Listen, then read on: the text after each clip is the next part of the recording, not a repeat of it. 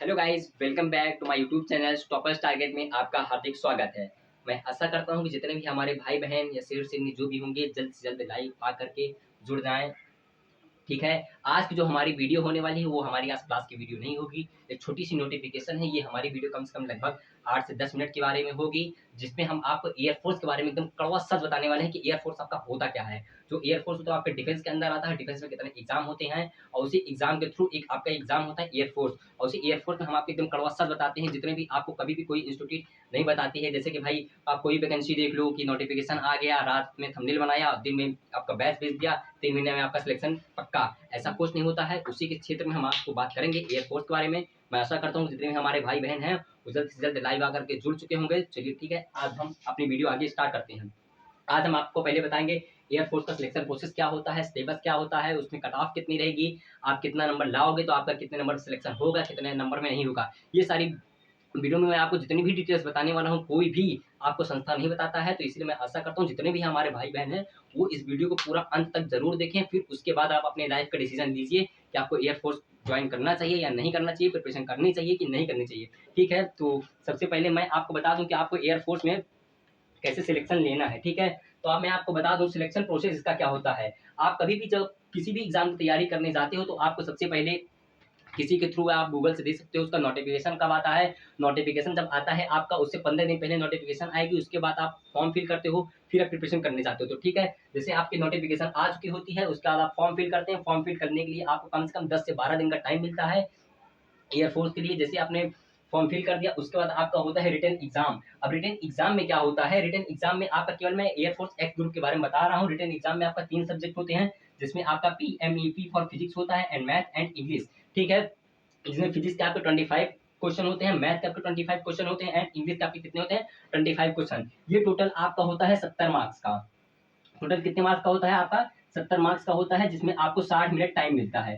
कितने minute time मिलता है आपको, 60 मिनट टाइम मिलता है। ठीक है, अभी उसके बाद जो अगर कोई बंदा हमारा एयरफोर्स का एग्जाम फर्स्ट फर्स्ट स्टेज आप निकालते हो तो उसके बाद आपको क्या होता है, आपको जीडी जाता है। जीडी आपको बुलाया कि आप, इसमें होता है आपका ग्रुप डिस्कशन।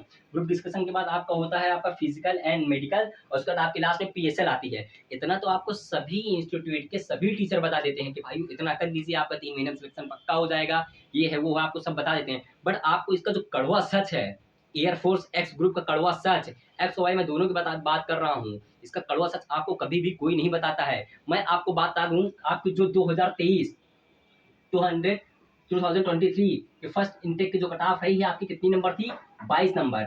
22 नंबर आपकी कट ऑफ थी। इसका मतलब आप 70 में से 22 लाओ, आपका सिलेक्शन पक्का। जितने भी यूट्यूबर आपको बताते हैं कि आपको कुछ नहीं करना है भाइयों, आइए फॉर्म आ गया है, फॉर्म भरवा देते हैं, आपका 70 में से 22 नंबर लेकर आइए, आपका एयरफोर्स क्वालीफाई। ऐसा कुछ नहीं है मेरे भाई, जब आप कभी भी एयरफोर्स का फॉर्म फिल करते हो उसका आप एग्जाम दे रहे हो, एग्जाम में आप पास हो जा रहे हो, और आपका कम से कम 22 से जो 30 नंबर के बीच में आ रहा है, 22 से 30 नंबर के बीच में आ रहा है, उसके बाद आपको बेलगांव बुलाया जाएगा। किस लिए, जीडी के लिए। जब आपको बेलगांव जीडी के लिए बुलाया जाता है तो ये कट ऑफ आपकी लास्ट में जब पीएसएल आती है तो उसमें 22 से 30 नंबर कट ऑफ नहीं होती है, इसमें कट ऑफ आपकी इंक्रीज होती है, कम से कम आपका 40 प्लस होता है। कितना होता है, 40 प्लस। और यही बात सारे यूट्यूबर एकदम झूठ बोलते हैं।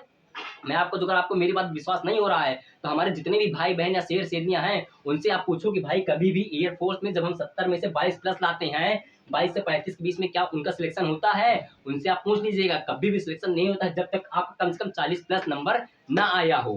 कितना, 40 प्लस नंबर ना आया हो। तो मैं यही आपसे हाथ जोड़कर विनती कर रहा हूँ मेरे दोस्त कि आप जो कभी भी एयरफोर्स तैयारी कर रहे हो तो आप कम से कम 40 नंबर प्लस लाओगे, तब आप जाकर के कहीं जीडी की तैयारी करना। अदरवाइज आप कभी भी जीडी की तैयारी मत करना।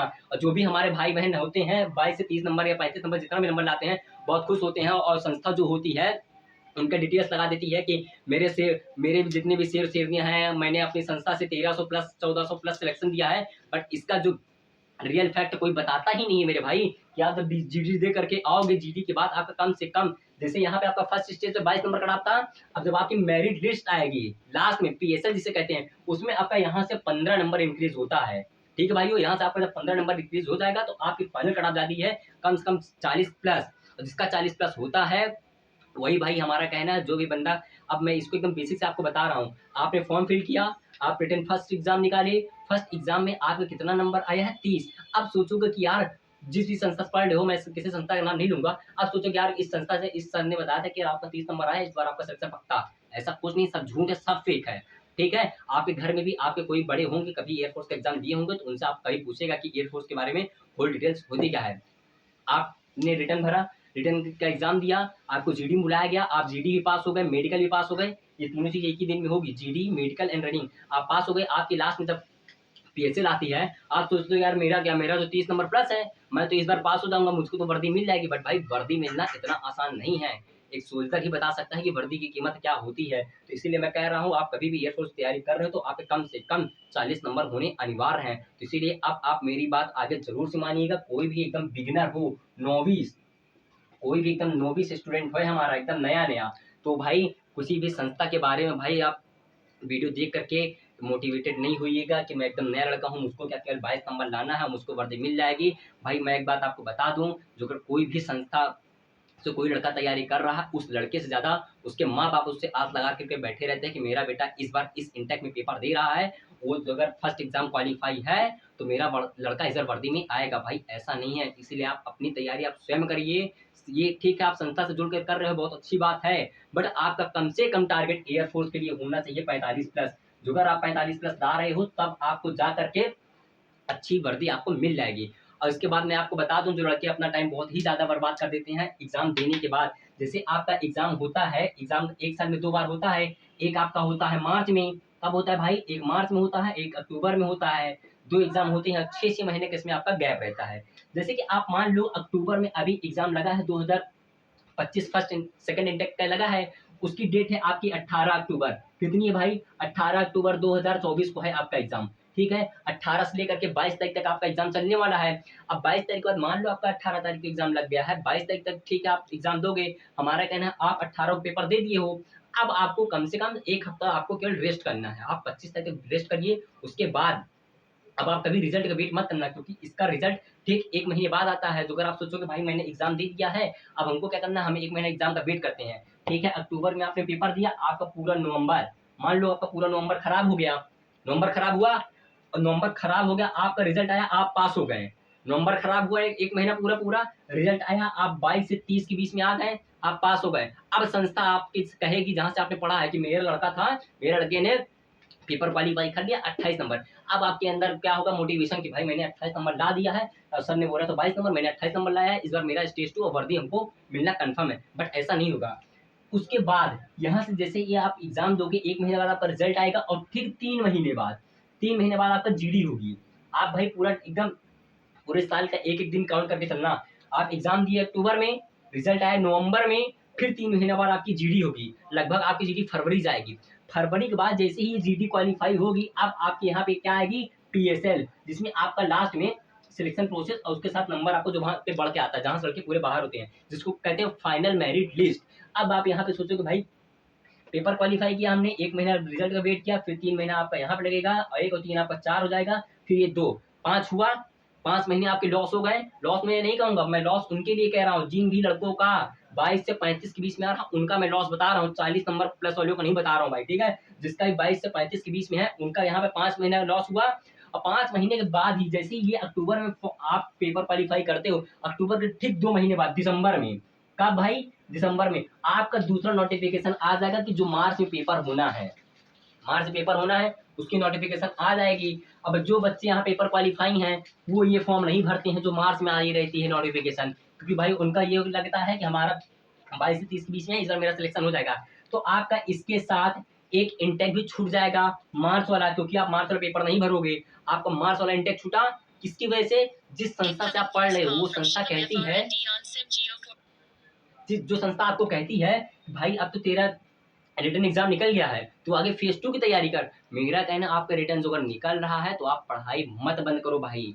आप ठीक है, आप फेज 2 की तैयारी कर रहे हो, आप फेज 2 की तैयारी करो, बट उसके साथ साथ आगे जो नेक्स्ट इंटेक लगा है मार्च वाला, आप उसकी प्रिपरेशन करिए। क्योंकि जो अगर आप यहाँ पे फॉर्म भर दे रहे हो दिसंबर में, तो आप मार्च पेपर दे सकते हो ना।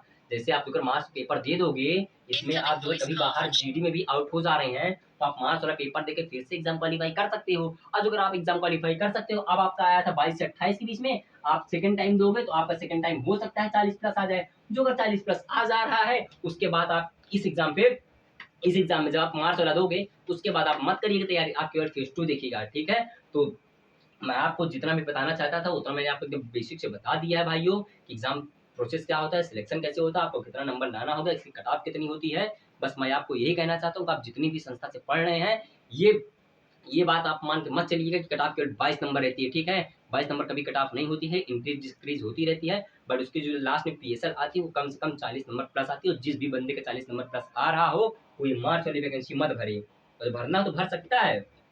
मेन वीडियो तो उनके लिए है जिनका नंबर 22 से 35 के बीच में रहता है, उन बंदों का हमारा हाथ जोड़कर सभी संस्था से यही निवेदन है कि जिन भी बंदों का 22 से 35 नंबर आता है तो उनको एकदम अच्छे समझाएं कि बच्चे आप फिर से तैयारी करना शुरू कर दो, क्योंकि 22 से 35 नंबर के बीच में कभी भी एयरफोर्स में किसी का सिलेक्शन नहीं होता है, ठीक है।